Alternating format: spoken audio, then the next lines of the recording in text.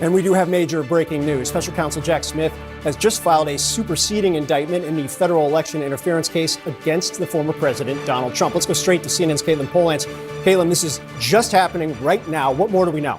That's right. This is the special counsel's effort to get this case back on the road toward trial. This is the January 6th federal election case in court in Washington, D.C. against Donald Trump. The charges, the 4 charges that Donald Trump has been facing for quite some time now, they're the same in this what's called a superseding indictment, so a rewritten version of the criminal charges against the former president for conspiracy and other counts related to what he did after the 2020 election. But what the special counsel's office is saying they're doing here is they needed to go back to the grand jury, Phil, and rewrite those charges so that they would incorporate what they need to say that's in line with what the Supreme Court told them they must do. Remember, the Supreme Court just in June made that decision on presidential immunity, saying that some of the things in this case had to be cut out, such as things that were allegations that may be part of Donald Trump's official duties as president,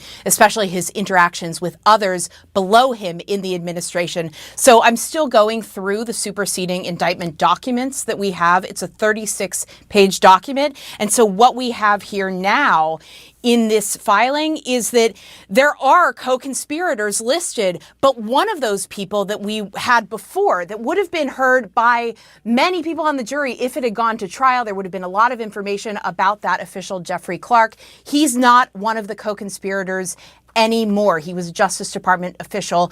Now it is 6 different private people, 5 private attorneys plus a private political consultant. Those are the people that are called co-conspirators here before the grand jury and now in this indictment against Donald Trump.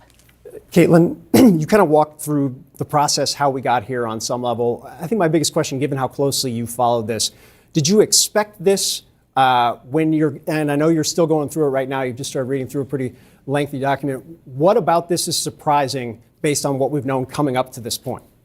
Well, what's surprising is the timing here. I mean, we are right before the election. We're not in that window where the Justice Department doesn't want to do anything that disrupts the election, the 60-day period, but we're nearing the end of August.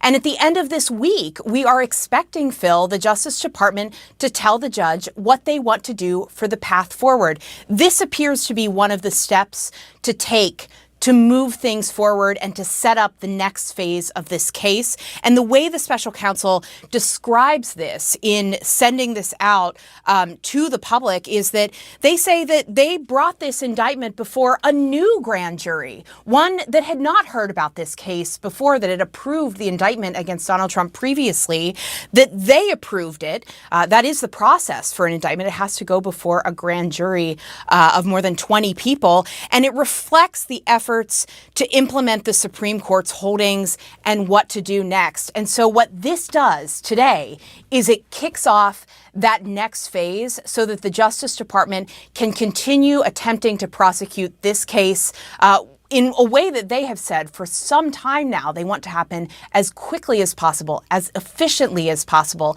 They're not waiting to Friday to tell us what they're going to do next. They're saying now, here's the plan, and then we're going to be working forward from that in court.